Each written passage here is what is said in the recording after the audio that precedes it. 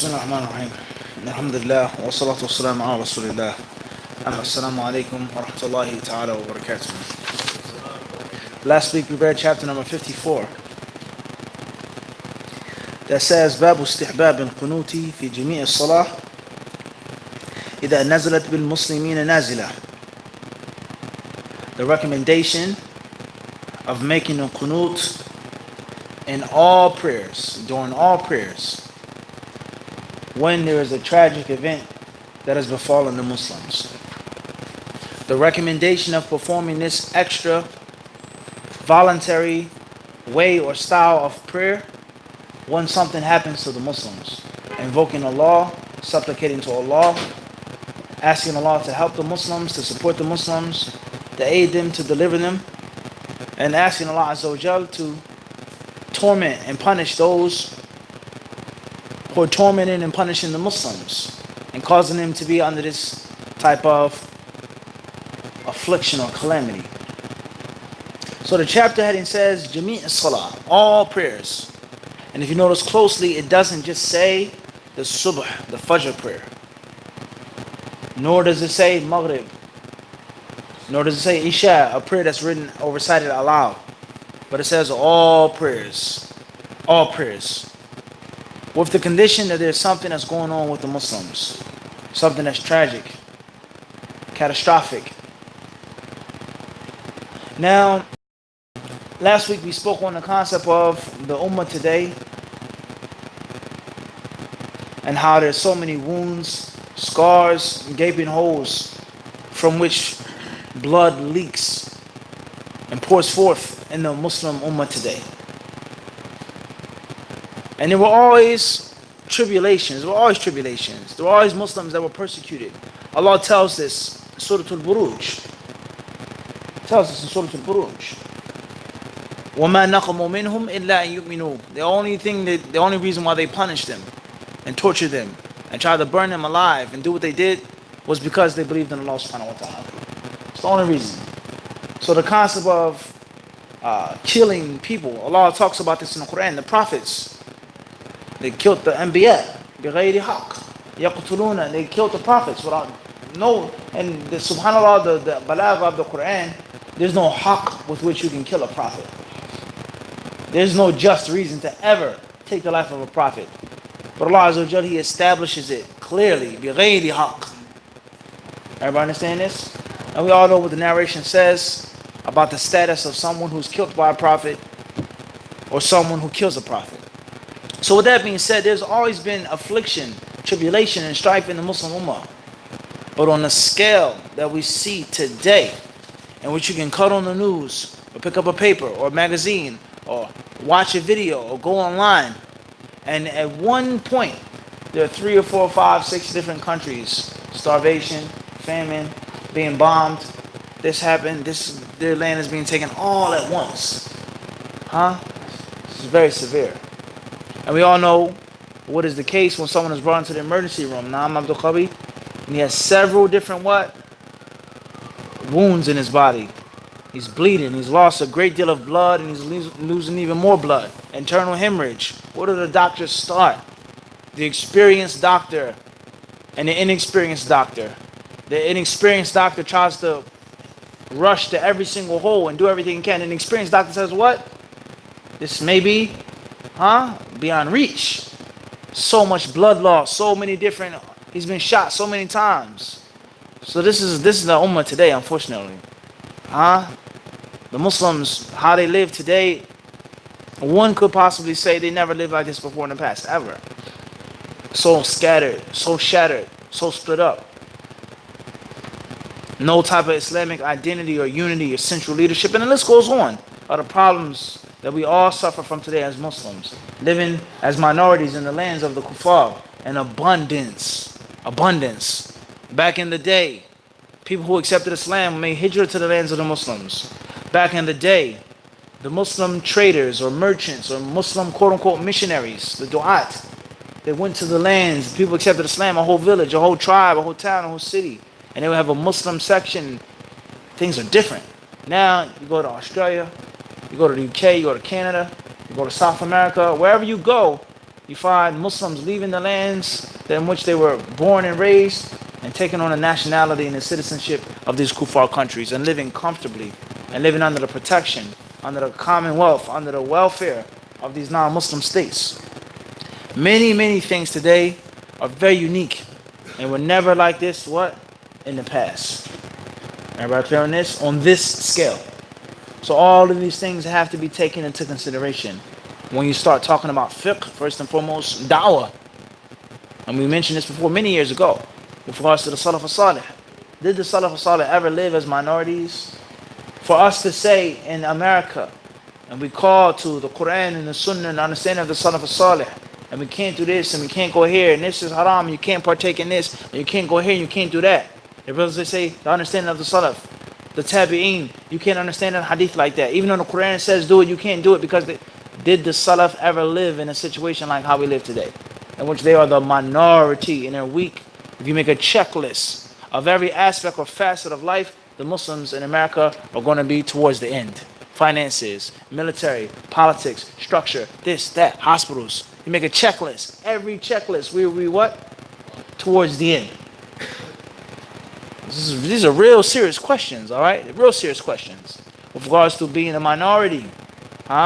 So we don't want to go too far off the topic right now.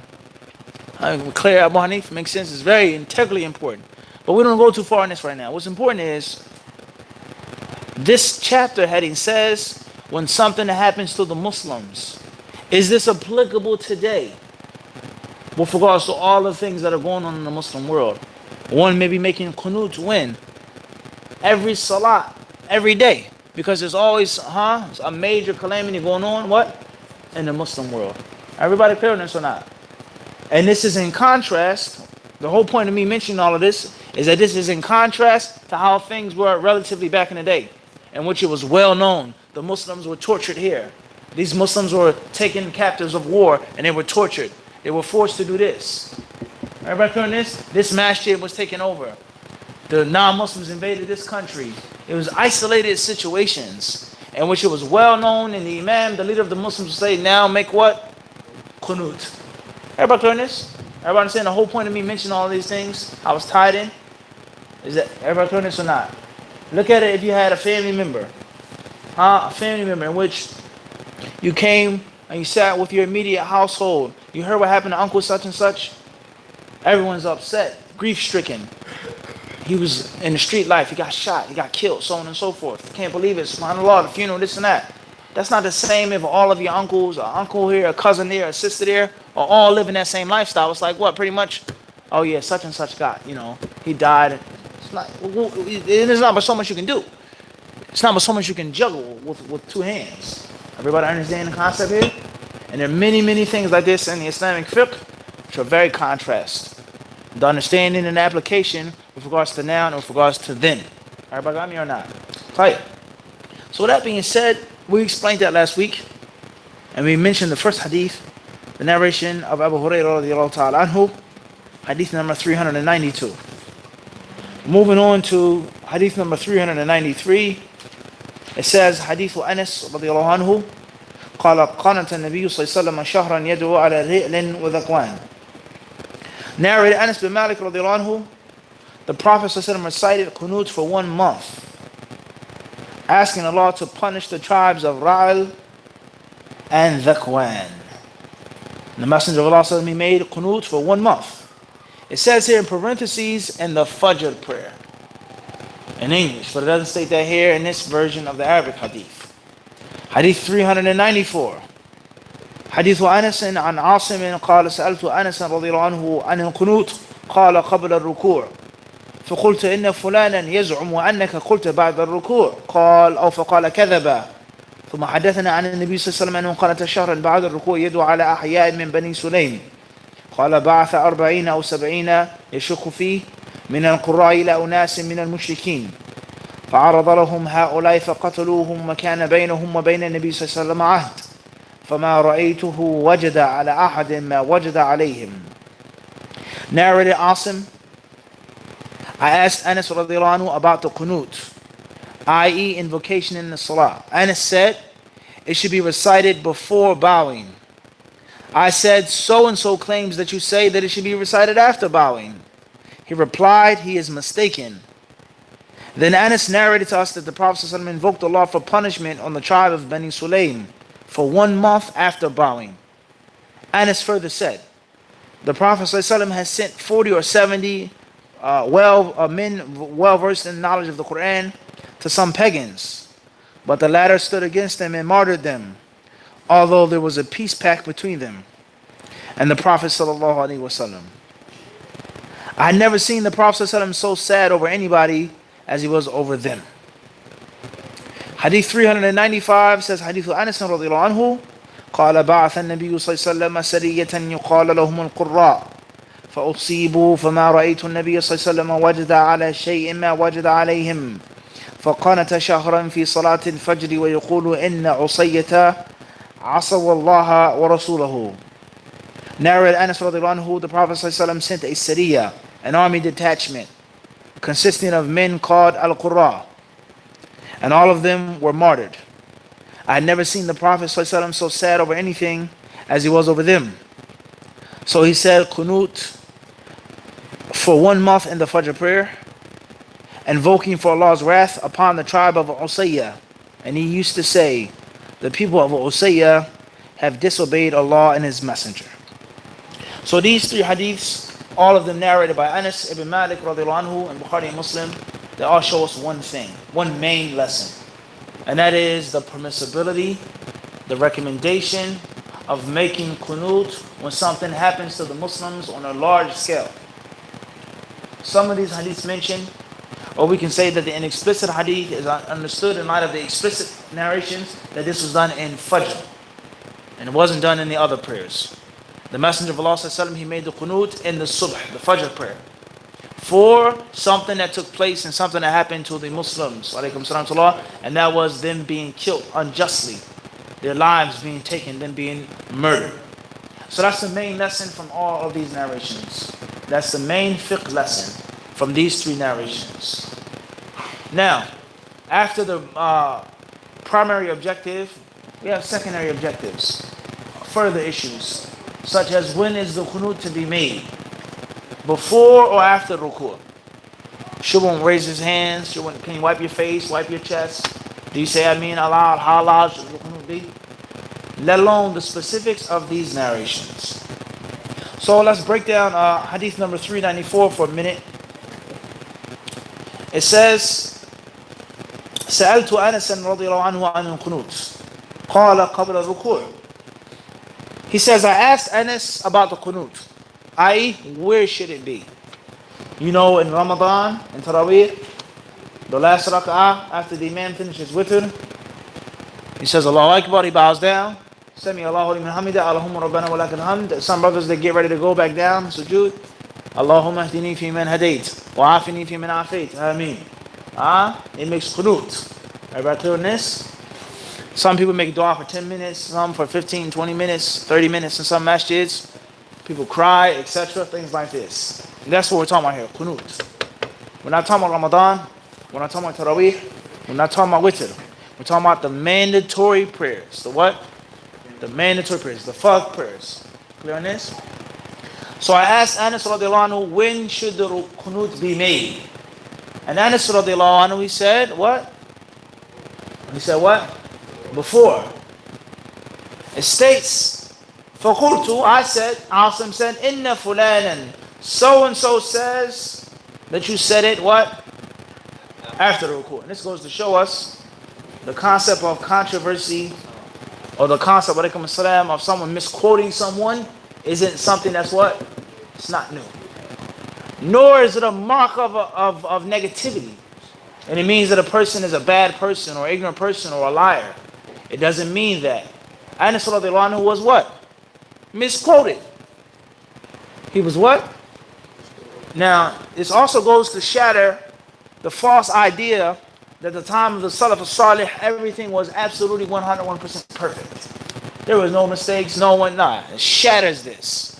This is Anas, Sahabi, one of the most knowledgeable of the Sahaba from among the youngsters. He narrated over 1,000 hadiths. How many students did he have? He was the last companion to die in Basra. one of the major sinners of Iraq. He's one of the strongholds of Hadith. Anas radiallahu anhu is in the caliber of Abu Huraira. Everybody clear on this? The Sahaba that didn't live with the Prophet for such a long time and soaked up and swarmed and amassed a huge amount of knowledge. And they also poured that knowledge to people. We know that Abu Huraira narrated, or Imam Bukhari said, Abu Huraira, he said, I've heard that he has over 800 students from the Tabi'in. Can you imagine that? 800 other Salaf took narrations from Abu Huraira. How many students did Anas have? You can't read a book of Hadith, Sunan Abi Dawud, Bukhari and Muslim, except that every other page you're going to find Anas. And he gave a fatwa, he gave a ruling, and someone they did what? They misquoted him. So many people, they try to paint this picture that this didn't happen during the time of the Salaf Salih. No, this is only later on. Nah, that's not true. Or they agreed on everything and everybody got along on every single issue. That's what? That's not true. That's a lie. Everybody clear on this or not? So therefore, Anas radiallahu anhu, we benefit here, and this is not the Prophet speaking, I'm talking about Anas, is that the learned man doesn't always have to say much, nor does he always have to explain himself all of the time. He said before ruku'. And we also see that it isn't necessarily, it's not the Prophet now, nor is this all of the companions and all of the tabi'in. This man here, he says fulanan, so and so. And he didn't do what? Mention his name. The people today who call themselves Salafis, they say you have to mention the name. Or it's nothing wrong with saying the name, even when it's unnecessary. Everybody understand this? We see here that he didn't what? He didn't mention the man's name. He says so and so. And we've mentioned this from the etiquette of asking a question is to come to the table with a what? See that? Pour it out, dump it out, empty your cup. And from the meanings of emptying a cup is when you ask a question, not always to mention someone else's name. Because if a name is mentioned, it's not even negative. You may not give the issue its due right because of the name that was mentioned. Or Abu Hanifa, Khalas. He's much bigger than me. He has much more knowledge than I have, so I'm not even going to deal with it. And I may not feel that's the right answer. Or the opposite. It may be the truth, but because of this, like Abu Hanif, I want to do this and do that. Everybody understand this? We mentioned this. But the sheer concept of just mentioning someone, it's not absolutely haram. Sometimes you have to mention someone, whether it's for a refutation, warning, nasiha, or asking a question. But it depends on how. And beware of being a fitna monger. There are many fitna mongers, and Allah knows best. I'm telling the truth. I've seen Mashayikh Medina cut themselves off from certain students, from certain countries and certain nationalities. I ain't talking about Americans and British. Because they were known for being fitna mongers. And they will always take the statement, go to another sheikh. Sheikh Fulan says this. Sheikh Fulan, wallahi, as soon as don't ask me no question, get away from me. As soon as these questions come from this country in the Middle East or North Africa, he said, get away from me, go. Like they had disease, like they were lepers, because they were known for doing this. Always bringing another sheikh's name to them. Hey sheikh, Fulan. And then he would say, I don't know, or whatever, then they would go back and it would cause fitna. So sometimes mentioning someone's name is a means of what? Fitna. And if it's a necessary must, there's a way in which you do it. Whether you don't have to mention the name, or you said fin qila. What about those who say? Or I've heard that it's said. Everybody understand this? There's no one set rule. But the general concept of bringing someone else's name to the table is generally a no-no. From the get-go. From the what? And many brothers, they do this all of the time. Honestly, it don't mean no harm. Yeah, ask Sheikh Fulan, and ask Dr. Fulan, and ask Brother Fulan. Fuck up, play it. If you ask them already, why waste my time? Everybody clear this? If you don't know my opinion or what I think or feel on the issue, then just ask. But if you got the information already, khalas, play it. Everybody understand this? Let alone those who are actual fitna mongers. Everybody clear this or not? So he said that so-and-so said that you said it's after the ruku'. Listen to what Anas radiallahu anhu said. فَقَالَ كَذَبَ. He said, the literal translation, he lied. And we know that in the Arabic language, there is a dialect. There is a dialect in which the word kadhib is meant for a mistake. It's meant for what? It's used for what? And at the end of the day, whether it's a dialect or not, it's the same. If someone lies or makes an inaccuracy, mistakenly, it's the what? Because it doesn't exist outside of a person's head. It's not factual. So Anas radiallahu anhu said what? He lied. He's mistaken. And Anas radiallahu anhu, look here, he didn't say the man's name. Who is he? What's his status? Does he sit with me? Did Sheikh Fulan give him a tazkiyah? What's important, the most important is the statement and nothing more than a statement. A friend of mine said it, but it's wrong. Then it was Arabia, Hijaz, etc. Tihama. So we got a new country. Everybody clear on this? What did they do to raise the bar of Islamic scholarship for themselves first and foremost? And that's not being stingy or selfish, but that is the reality of life. You have to look after yourself first. Qu anfusakum wa ahlikum now. Save yourselves, then your family. So they established certain things for the benefit of Saudi Arabia. What?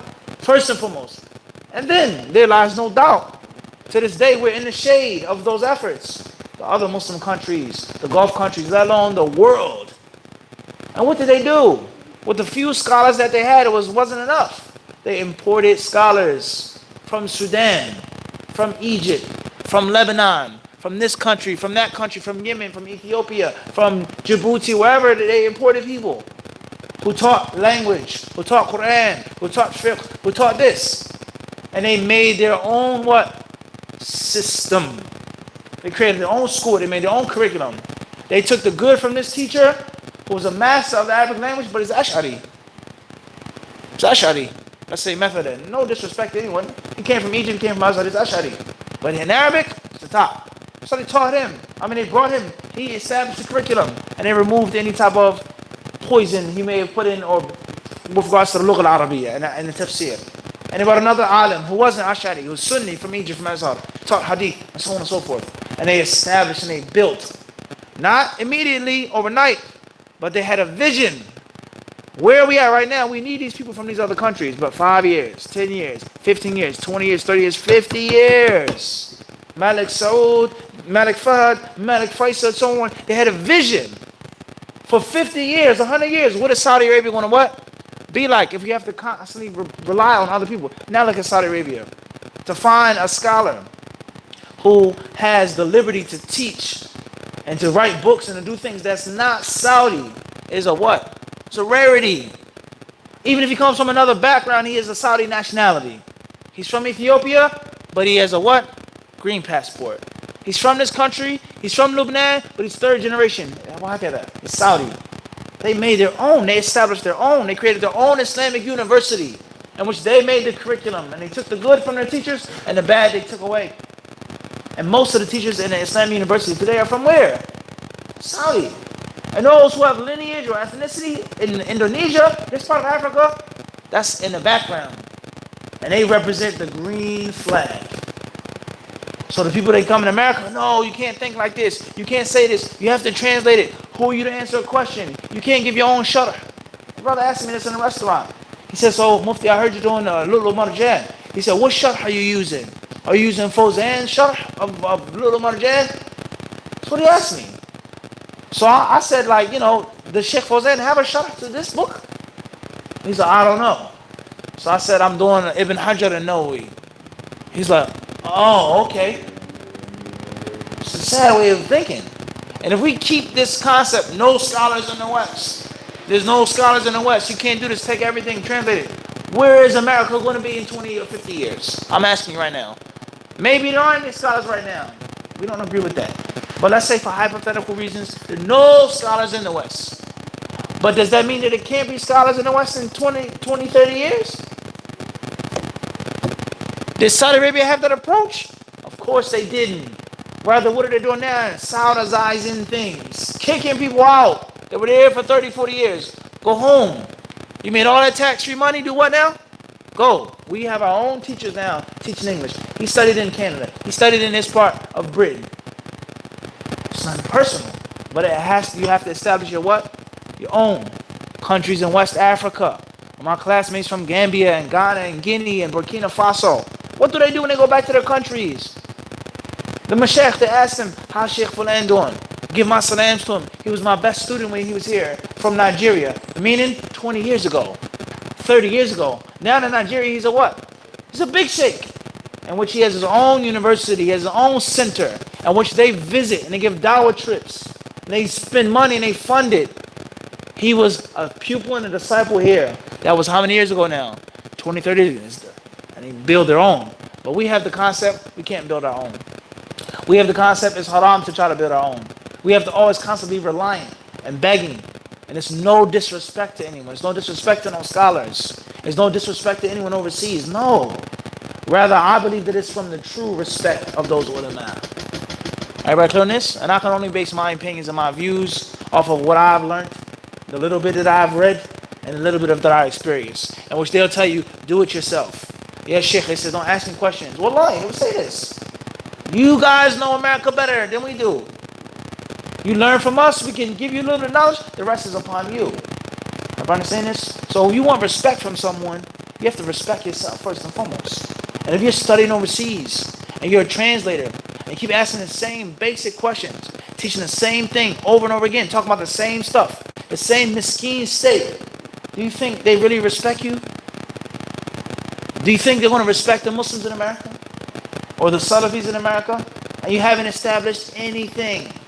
If they sat down and said, we've been given scholarships to, less, and they want to say it's nationalism, but we're going to say it regardless. The majority of the people who graduated from Islamic University of Medina in the Northeast, from what ethnicity? Black. Or maybe not the majority, but a good portion. We can say that on the safe side. If they sat down and says, what have you produced? What's the first graduate from the Islamic University of Medina? In the 80s, 70s perhaps, maybe even before then. They said, what have you produced? What do you guys have to show for the millions of dollars, the millions of riyals that we spent on your scholarships? What do you have to show? This one refuted. He's a muqtadi'. He's an innovator. He's this, he's that, he's so on and so forth. And the ones that are running things and control things, talking about people, dictating things, are people that never even went to the same University of Medina. People that barely studied. People that aren't from America. They have no roots and ties in this country. If everything goes sour and everything hits the fan, they'll be on the first plane back to their original countries. Wallahi, that's sad.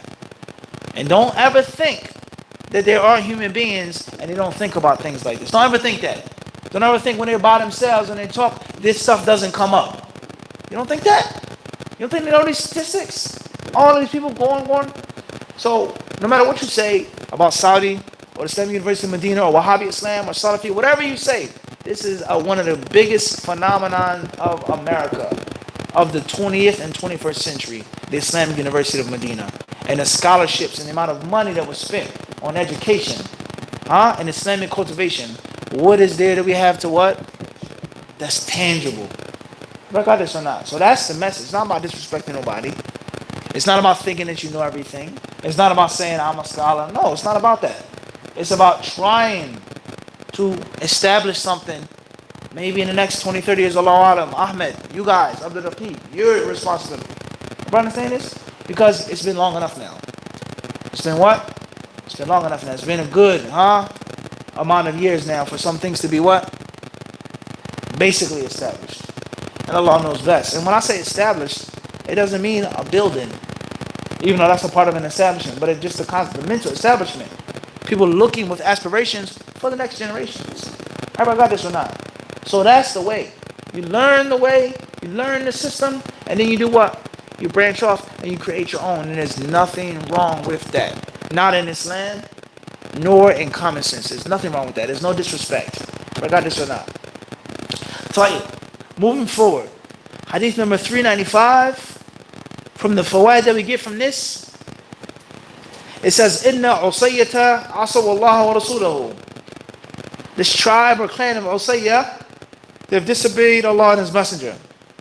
This proves the permissibility of rhyming and the permissibility of being witty, using wit, and the permissibility of having wordplay in one's speech, whether it's intentional or unintentional, as long as it isn't excessive and too much in which you're trying too hard to sound a certain way.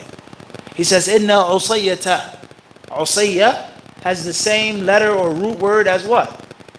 Asaw. Asaw means to disobey. So the Prophet says, Inna Usayya, they've done asaw Allah wa Rasulahu. The words are similar. You see it now? The words are what? Similar. Pronunciation and the word, etc. So the ulama of Islam, they say that it's permissible. The word is called a saj'a. Saj'a, It's permissible to be rhythmic and to say certain things and to be eloquent in a certain way, as long as it is not excessive, in which you just keep trying to rhyme and rhyme and rhyme to make people, oh, that sounds nice. And if people have these synthetic tears from your dua, every single thing rhymes to the T. And the person is crying, pouring down, but he's still what? He's still flowing. The dua. He's crying, not a few tears, he's pouring down, and he's what? Not miss a bar. Something is wrong with that. And ulama of Islam, as Ibn Rajab rahimahullah ta'ala has explained in Fadl ilm al-Salaf ala ilm al-Khalaf, alhamdulillah, we've explained the books on the channel many years ago. He said what? That the ulama of Islam, they differ on the meaning and the interpretation of the hadith. Inna min al-bayani la sihra. The hadith says, Inna min al-bayani la sihra. He says that there's a type of sorcery, magic, connected with what? Eloquence. Inna min al-bayani la sihra. He says that from eloquence is what? Sorcery. Meaning someone's words could what? Spellbinding words. His brother said, don't let him recite the Quran to you in Medina. He said, when you see Muhammad, when they don't what? Don't even listen to the Quran. His words will what? Put you under a spell. La ilaha illallah. To this extent, Allah musta'an. What's important is the concept of a word, and what it can do to you. What are you talking about? Music, poetry, hypnotizing someone. The ulama of Islam, they differ on the permissibility of hypnotizing someone. As we mentioned on Mufti Q&A. Some say you can't use hypnosis as a medical therapy because it says it's a type of sihr. They say you invoke a jinn through these words, this tone, or your watch that you're moving back from, whatever you're doing, and it puts the person to sleep. And others, they say, no, that's incorrect. That's not true. Rather, it is a science with regards to the brain, the mind, the frequencies, getting someone to focus on this and to lose the restraint and to lose the inhibitor with regards to talking about how they really feel, what they really know, etc. Al-Muhim. The hadith says that from bayan, eloquence is what? Sihr. So some ulama, they say that this hadith, madh lil-bayan wal-balagha. They say this means of praising eloquence. That the Prophet ﷺ is praising it. He's what? He's praising it. And he's encouraging people to be eloquent when they speak. And speak what? Powerfully. Be a strong order. Another ulama, they say, لا, بل هذا الحديث قد خرج مخرج الذم. Is that the Prophet ﷺ is looking down upon eloquence and censuring it. And he's saying that there are people who say things in a certain way. It's like sihr. What's important is that it's permissible to be eloquent. It's permissible to rhyme. It's permissible to be fluid. Rather, one may say it's recommended, rather obligatory. In certain instances, because Allah says, bil hikmah, call to the way of your Lord with what? Hikmah. And the word hikmah isn't just translated with wisdom. It's deeper than that. To do the job. You have a speech to give. It shouldn't be your intention to get everyone to, they want to listen to me, they want to like, no. But present yourself what? Strongly. And this is from the etiquette of a khatib. You can't have low self-esteem. You can't lack confidence.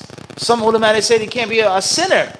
Because how can you speak about something and warn someone from something and you really don't feel it? And the true strength of a speaker comes from what?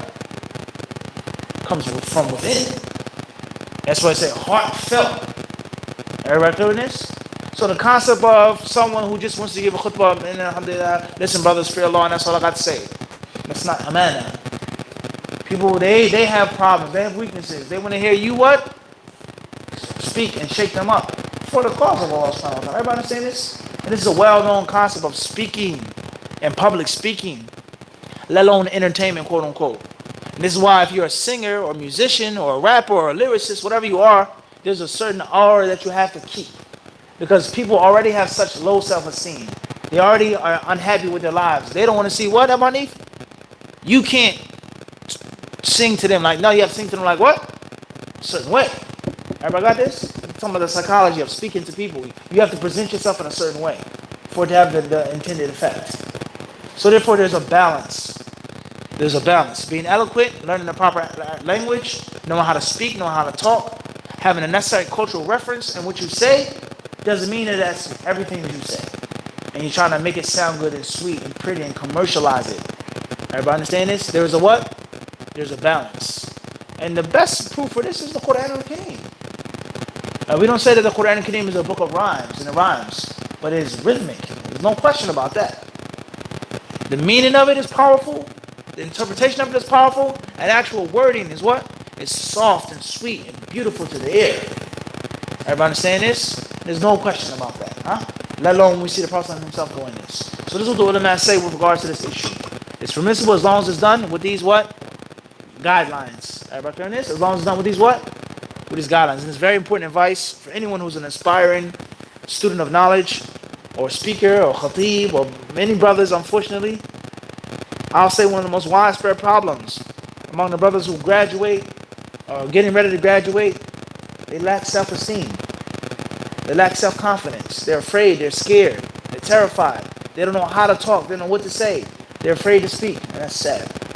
You graduate from the Islamic University of Medina, or you come home from all of these years from Egypt, and you can't even give a basic talk. You can't give a 10-minute khatira, quote unquote, whatever that is, a khatira. You can't give a khutbah. That's not right. That's what? It's not right. So you have to learn the proper way of speaking. And from the proper ways of speaking is having knowledge of both languages, of both cultures, having knowledge of Islam in depth, and knowing what to say and how to say it, and also knowing what not to say. And don't try too much. And many people, they do what? They try too much, and it becomes clear as day that it's too much. It's too much. You understand, Ahmed? It has to be a blend. You got this? It has to be a blend. Khairan, inshallah. An-Nawawi rahimahullah ta'ala, he says regarding this chapter, مذهب الشافعي رحمه الله أن القنوت مسنون في صلاة الصبح دائما وأما غيرها فله فيه ثلاثة أقوال الصحيح والمشهور أنه إن نزلت نازلة كعدو وقحط ووباء وعطش وضرر ظاهر في المسلمين ونحو ذلك قنتوا في جميع الصلوات المكتوبة وإلا فلا. والثاني يقنتون في الحالين والثالث لا يقنتون في الحالين. ومحل القنوت بعد رفع الرأس من الركوع في الركعة الأخيرة. وفي استحباب الجهر بالقنوت في الصلاة الجهرية وجهان أصحهما يجهر ويستحب رفع اليدين فيه ولا يمسح الوجه وقيل يستحب مسحه وقيل لا يرفع اليد. واتفقوا على كراهة مسح الصدر والصحيح أنه لا يتعين فيه دعاء مخصوص بل يحصل بكل دعاء. وفيه وجه أنه لا يحصل إلا بالدعاء المشهور اللهم اهدني فيمن هديت إلى آخره. والصحيح أن هذا مستحب لا شرط. ولو ترك القنوت في الصبح سجد للسهو. وذهب أبو حنيفة وأحمد وآخرون إلى أنه لا قنوت في الصبح. وقال مالك يقنط قبل الركوع ودلائل الجمع معروفة قد أوضحتها في شرح المهذب والله أعلم. An-Nawawi rahimahullah, he says regarding this chapter, the way of Imam al-Shafi'i rahimahullah, the madhab of Imam al-Shafi'i, is that qunut is recommended all of the time in the morning prayers. It's recommended to make qunut all of the time in the morning prayers. That's what Nawawi says. That's the Shafi'i's way. Is that when there's the morning prayer, it's recommended to make the qunut. As far as outside of Salat al-Fajr, غيرها, the other prayers, then there are three views. Three different things that Imam Shafi'i is supposed to have said. Huh? We know Shafi'i was in Egypt, he was in Iraq, he was here, he was there, he changed. That's also a major lesson. People that say, you changed, or Fulan's changed. There's nothing wrong with what? As long as it's for the better. And anyone who's truly seeking ilm is going to change and going to mature and evolve. It's life.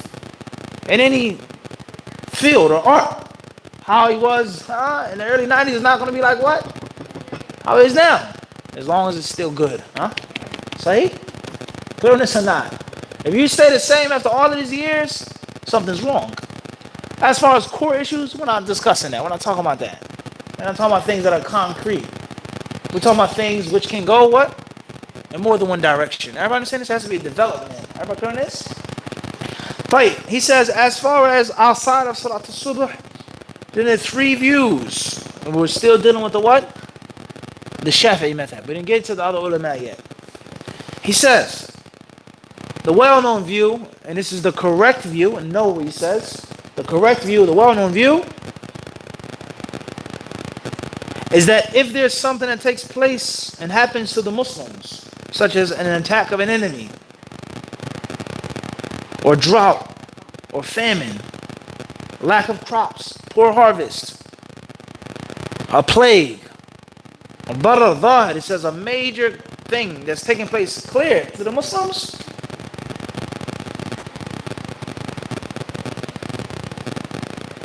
then they can make qunut in all of the mandatory prayers. All of the mandatory prayers. So this shows us that a Shafi'i rahimahullah says that it's always recommended to do it when? In the morning. And it's recommended to do it in the other prayers if there is a reason. If there's a what? A reason. Everybody clear on this? So those other prayers include what? Dhuhr, Asr, Jumu'ah, that's Maktuba. Or we may say no, he's talking about the 5 regular ones. Everybody clear on this or not? Moving forward. He says here, وَالثَّانِي. Then he goes on, and that's sufficient to mention the view that I know he says is the strongest one in the Shafi'i madhab. Moving forward. He says in the place of qunut is after one raises his head from ruku'. In the last rak'ah. And the what? The last rak'ah. It's all according to the what? Shafi'i school of thought. Moving forward.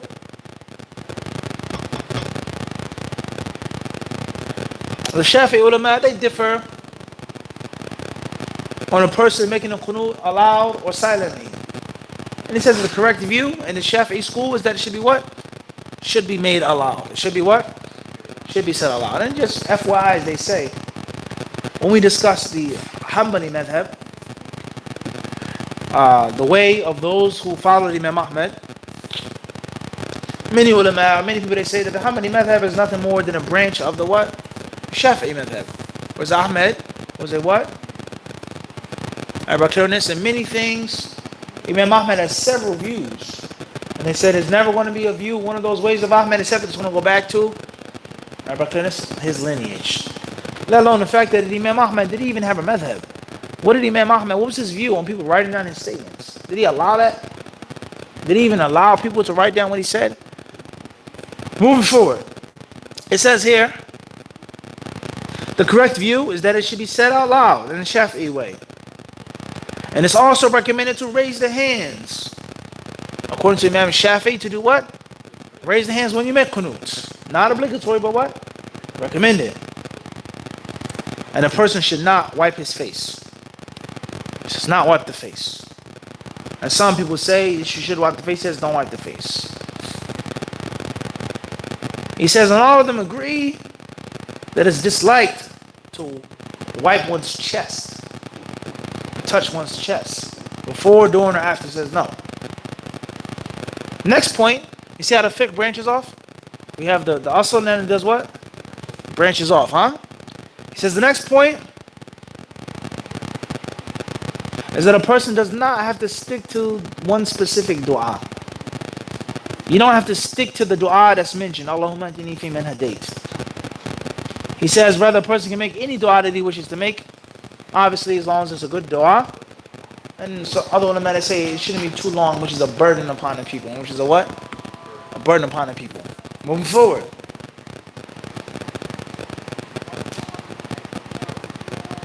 He also says, and if a person leaves off the qunut in the fajr, he can make the sujood as-sahw. Like the what?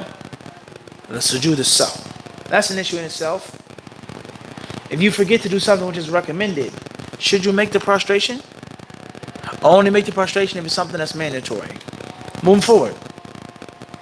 He says, as far as Abu Hanifa, now we're done with the what? Shafi'i madhab. And this also goes to show us, as we said many times before, that if you're studying a madhab, it doesn't mean that everything is easy and simple. There's no perfect utopia, as many people try to claim. That studying comparative fiqh is so difficult, so hard, you're going to get lost, you're going to get confused, and the madhab study is heaven. It's not true. Rather, it's all based off of the level.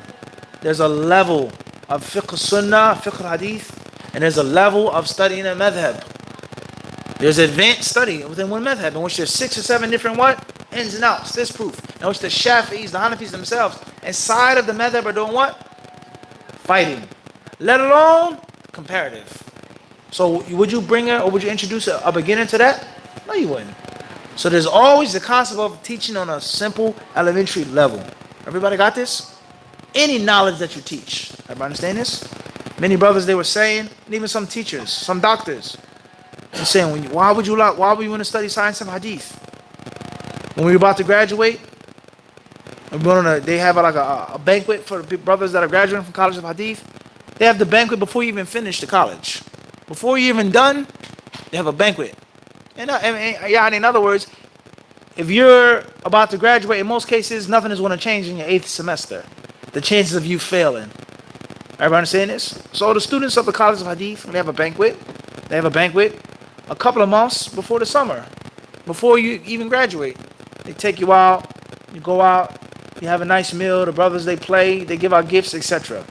So we're sitting around, and this brother, they say, why you want to go do masters in hadith science? Why would you apply there?